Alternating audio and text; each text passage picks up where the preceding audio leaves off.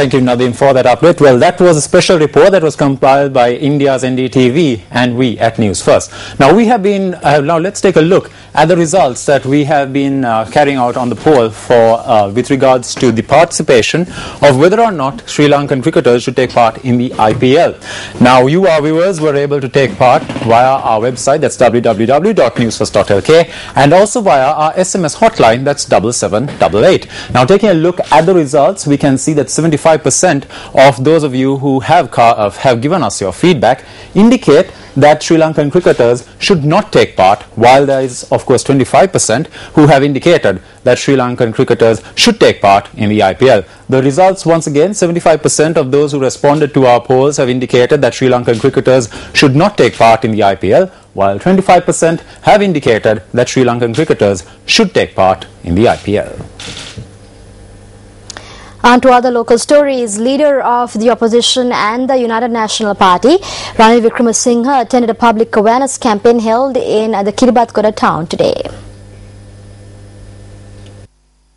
Leader of the United National Party, Ranil Wickremesinghe, presided at a campaign held at the Kiribathgoda town to recruit new members to the UNP.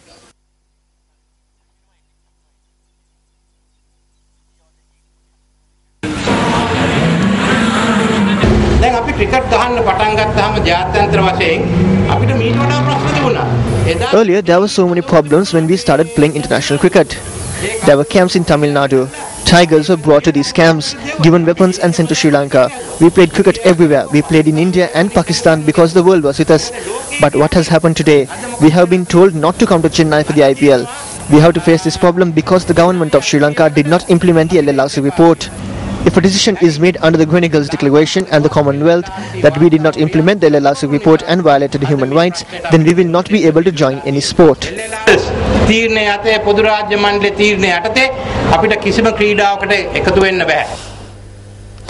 Now, Minister Partli Champik Ranawaka, giving evidence before the Buddhist Cultural Revival Committee, said that there is a need to reconsider the country's policy on issuing visas.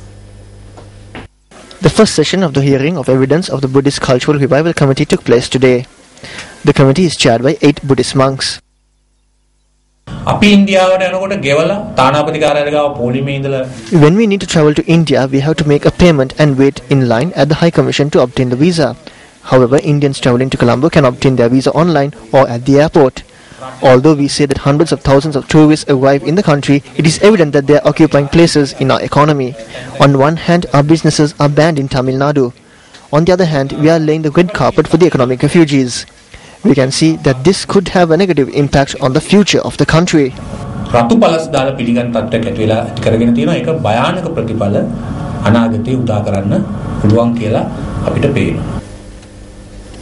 United National Party parliamentarian Karu Jayasuriya says that the actions of the government have created enemies than friends in the international arena.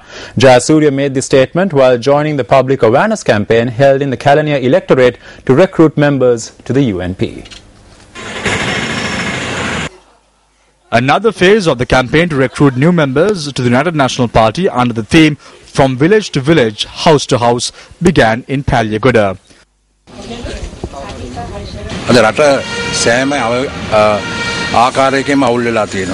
This country is in a mess today. The country has been completely exploited economically.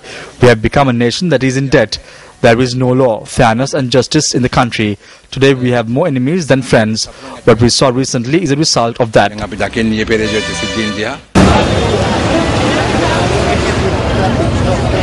A campaign to recruit new members to the UNP also commenced in the Palyagoda Police Division today.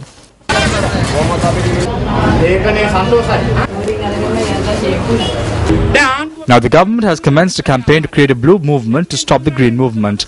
Can this be done?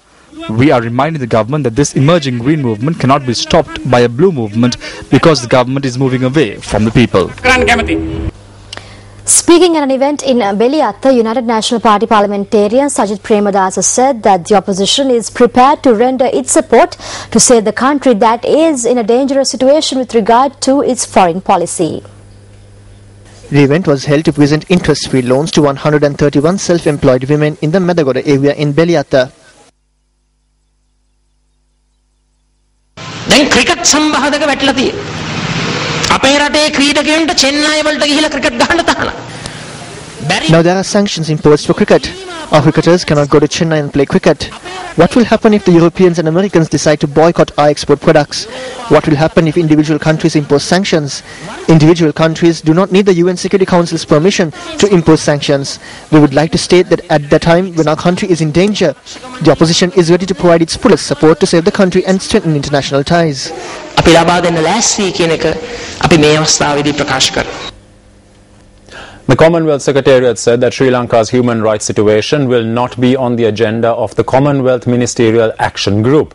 Spokesperson for the Commonwealth Secretary General Richard Uku said, and I quote, "I can confirm to you that Sri Lanka is not on the agenda for the next scheduled meeting of CMAG on April 26th. According to Indian media reports, the spokesperson also confirmed that Chogam 2013 will be held in Sri Lanka as scheduled. He told reporters that it was the Commonwealth heads of government that made the decision to hold the 2013 meeting in Sri Lanka, and added that such decisions are made at the Commonwealth heads of government level and not at CMAG.